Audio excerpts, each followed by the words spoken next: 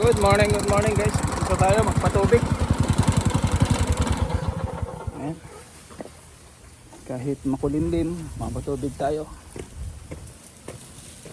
Kasi nakanalan ko na yan kahapon. So ngayon nating umagang patutubigan. Yan. 7:30 na, mga quarter. Quarter to 8 na. Yan guys, ang ganda niya. Diba? Yan yung pinapatubigan natin.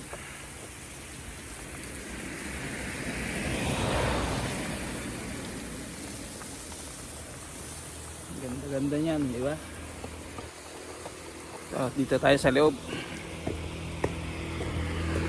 Ano lang guys, take 3 minutes lang. Mabasa lang ng konti yung lupa. Ayan.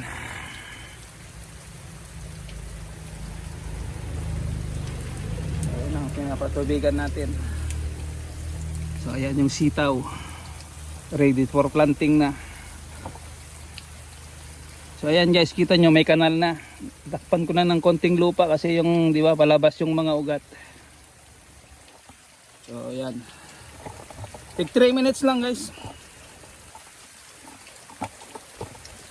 Pero pag hindi umulan, no, di bukas ulit patubigan natin ng tig 5 minutes.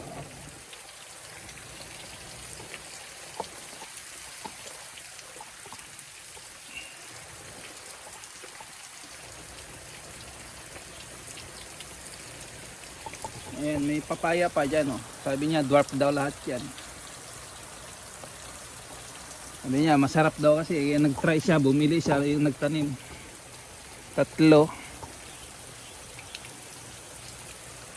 Ayan ang pinapatubigan natin.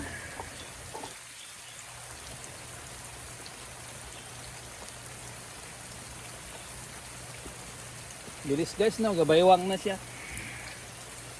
Mga ano na lang, 1 week na lang, nandiyan na yan sa taas. So, inuna ko siyang takpan ng lupa muna yung kanyang ugat kasi yung minsan sa hapon biglang malakas yung hangin.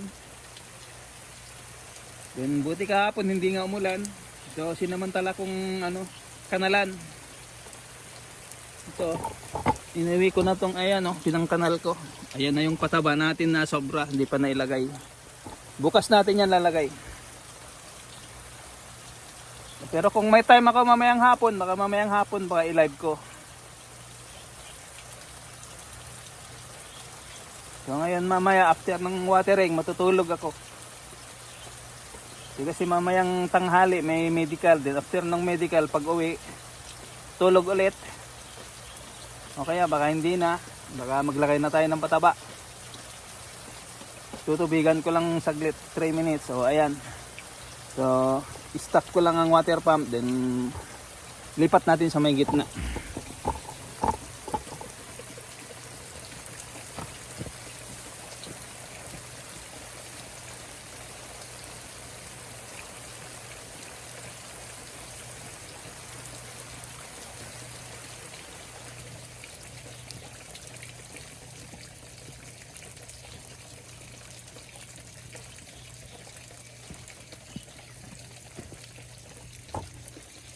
So ayan na siya guys. Ito na ang green beans. So, kanalan ko na lahat yan. Kinanalan ko yan bago ako pumunta mag part time. I-live ko sana kaya lang lobat.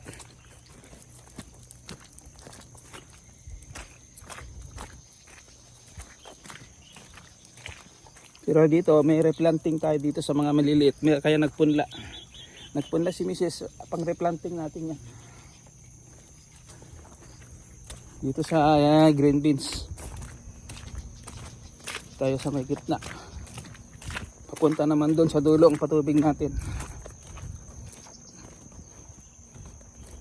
Mas mabilis ang kidney beans pero medyo palamig na guys. Sa gabi medyo malamig na, nababa na siya ng 25, 22. So ito pa guys, isprayan ko ulit yan ng pandamo kahit na magalit yung may-ari, wala naman tanim.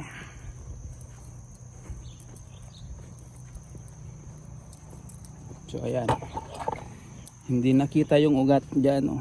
natakpan na ng lupa.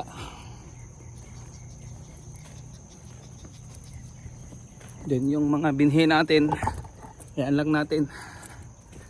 Produce tayo ng seeds.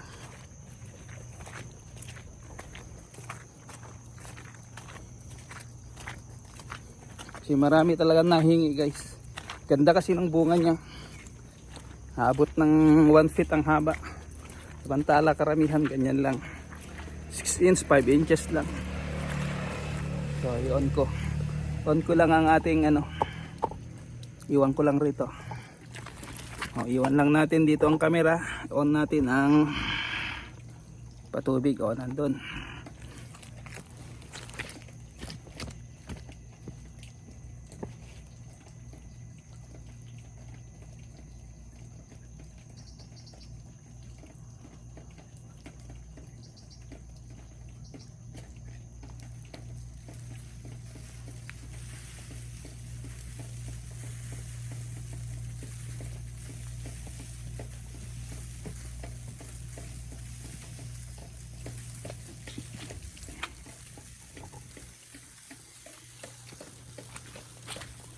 Yan guys.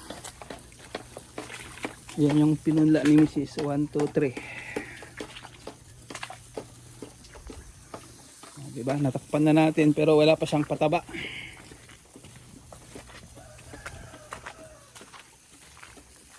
Ayan, makulimlim pero siyempre magpatubig pa rin tayo. Di tayo sure kasi ganyan kahapon. Diba? Umaraw lang sa umaga yung pagtanim ko ng repolyo.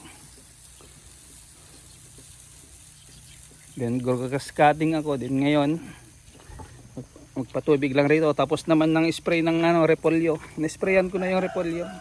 So ito after ng watering matutulog na ako kasi 10:30 yung sa amin. 10:30 kaming susunduin papuntang medical. Isang sakayan kami. Isang bus. Lahat ng driver ng inanuhan namin, pinapart-timean namin, isang bus kami.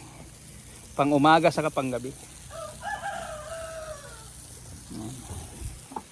So ayan ang patubig natin.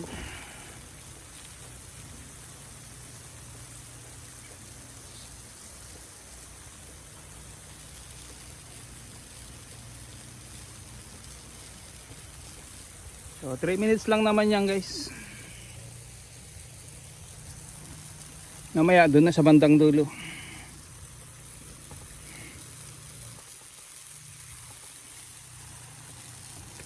So dito lang ang camera natin. Dito lang. Then walang cut yan, di ko i-stop.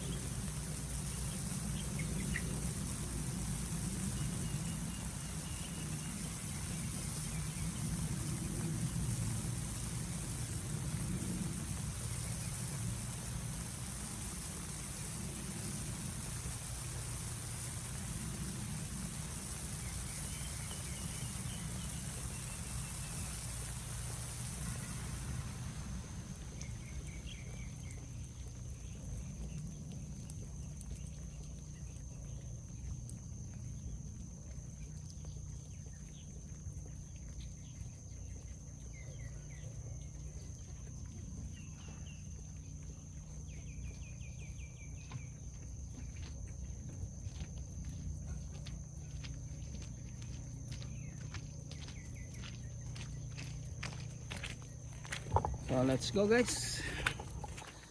Doon naman tayo sa bandang dulo.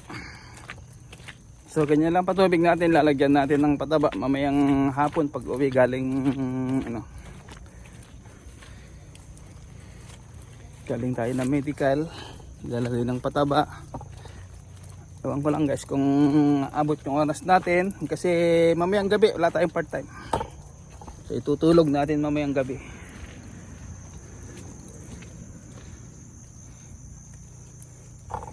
Dito tayo sa may dulo.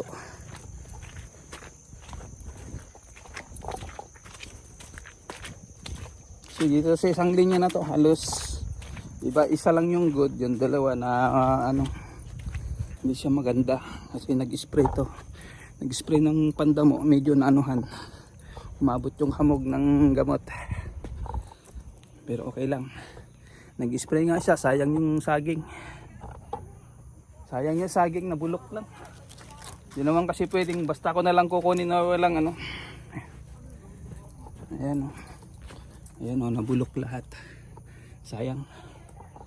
Pero wala tayong magawa. Hindi sa atin eh. Dito lang yung boundary natin sa may net. So, dinala ko kayo rito sa dulo. Ayan o, medyo mas maganda ang dito sa dulo. Ayan. Ikot tayo rito. Dito tayo palabas. Ayan. Diba? So tara na. I-on natin ang water pump. Then uwi na, matutulog na. So 2 oras yung tulog natin. Antok na rin ako guys. Kasi medyo maaga kami nakarating. 6:30. Then diretso na ako dun sa mag-spray ng repolyo, yung bagong tanim. Sprayan natin gagad yun ng insecticide kasi maano naman na, magulang na. Ito tayo. Ayan. Ito naman next week na. Lagyan muna natin ng pataba. Verskatirin natin yung damo. Doon saka natin sprayan. Sprayan na rin natin ng grower booster. Saka 50% na liquid fertilizer para medyo tumaba-tuba kasi pansin nyo guys, medyo siya, naninilaw kasi medyo late yung pataba, saka yung paglagay natin ng lupa sa gilid nya medyo late. So dito lang guys, at i-on natin ang water pump.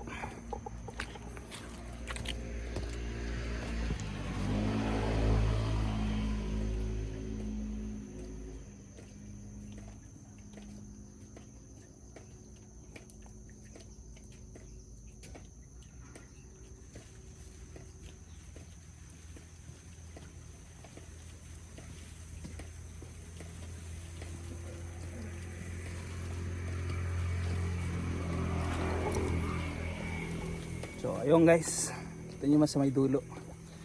Ito yung sitaw natin, ready for planting na yan. Baka doon natin tatatanim yan sa garden 2. Di ko pa naman ipiprepare yung kalahati. Dahil kinuwi lang nga yung tinanim nila, pero ewan ko lang kung ano ilalagay doon, itatanim ulit. Kulang yung punla. So doon lang guys, so tara na sa labas. Doon na tayo maghintay. At pauwi na rin.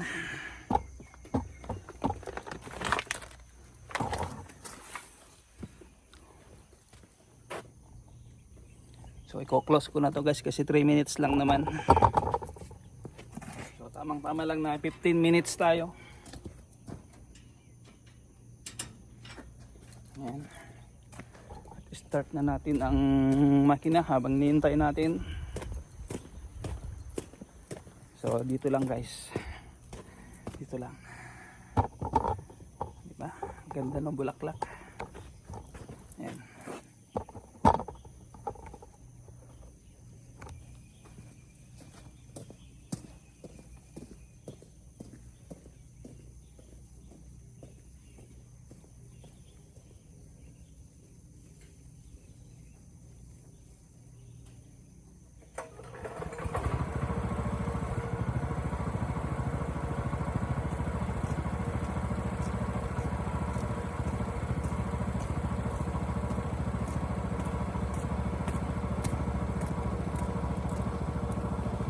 So ayan guys, ganda-ganda, di ba?